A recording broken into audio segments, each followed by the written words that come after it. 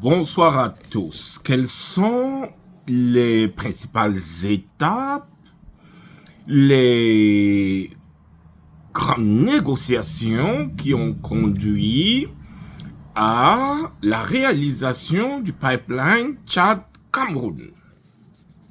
Je suis le docteur Robinson Tchabmeni de l'Institut québécois des affaires internationales. Alors nous poursuivons notre discussion sur le transport des hydrocarbures en Afrique et nous prenons appui sur le pipeline Tchad-Cameroun. Alors dans cette vidéo, nous voulons revisiter l'histoire de la réalisation d'un pipeline qui relie le Tchad au Cameroun. Alors dans la vidéo précédente, nous avons passé en revue l'exploitation pétrolière au Tchad et nous nous sommes rendus compte que,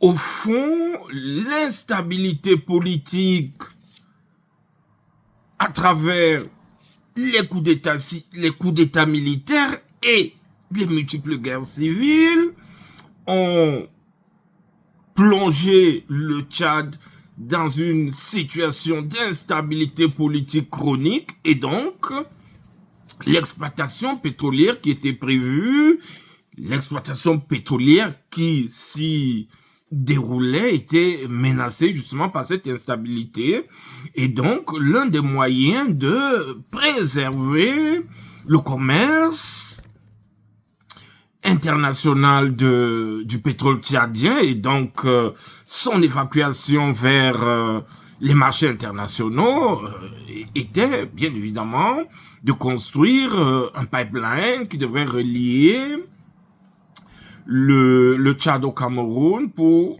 permettre ainsi à ce pétrole de se vendre dans les marchés internationaux en dépit du contexte marqué par les troubles sécuritaires et les troubles politiques. Donc c'est dans ce contexte que le Tchad et le Cameroun vont décider, avec le concours de la Banque mondiale, de réaliser ce pipeline. Alors pourquoi a-t-on choisi le Cameroun pour faire évacuer le pétrole tchadien vers les marchés internationaux?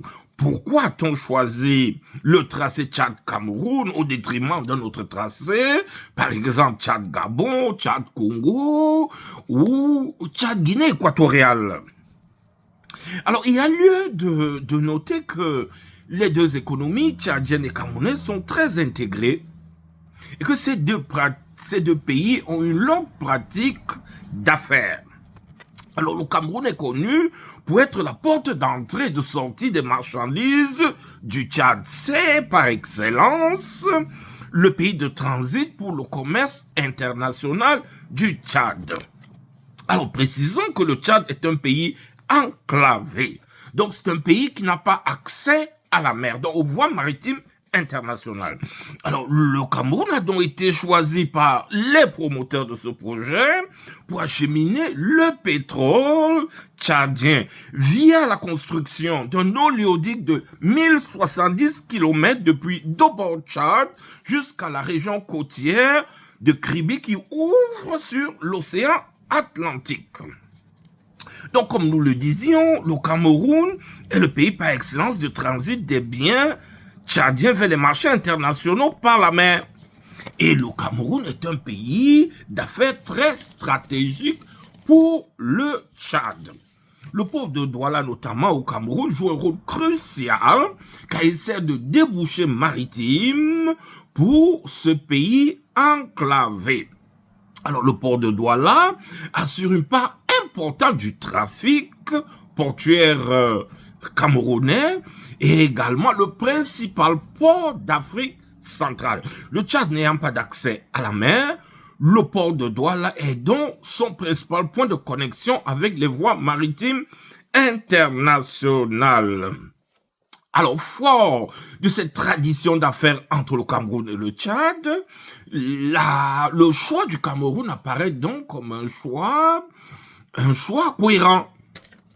compte tenu de cette tradition d'affaires entre les deux pays et du rôle que le Cameroun joue par rapport à la circulation internationale, import-export des biens tchadiens. Alors donc, les deux pays, le Tchad et le Cameroun, vont signer 3 accords. Le premier accord date de 1993, au thème duquel le Tchad et le Cameroun vont signer un accord de consortium, c'est-à-dire un accord d'association, une entente, pour justement réaliser le pipeline. C'est le premier accord. Bien, donc, c'est une lettre, ça commence par une lettre d'intention, on est au niveau de l'intention, de réaliser l'oléoduc qui va servir d'évacuer le brut tchadien à travers le Cameroun.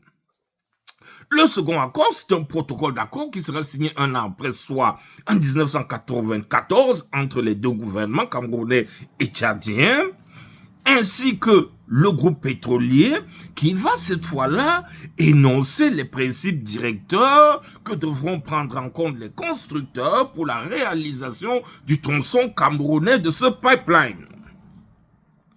Le dernier accord, c'est un accord bilatéral entre le Cameroun et le Tchad en 1996 pour la réalisation du pipeline.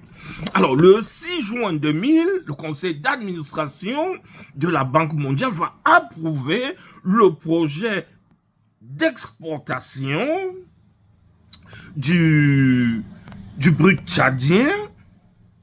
Et selon la Banque mondiale, ce projet de pipeline est destiné à faire directement profiter les déshérités. On parle des pauvres, les vulnérables, mais aussi l'environnement. Donc la pauvreté et la protection de l'environnement sont les principales motivations de la Banque mondiale dans ce projet. Alors, le 18 octobre 2000, les travaux du pipeline commencent officiellement du côté du Tchad et le 20 juin, les travaux sont lancés côté camerounais. En octobre 2003, le pipeline est officiellement inauguré par le président Idriss Déby Père en présence de 4 chefs d'État de la sous-région ayant fait le déplacement.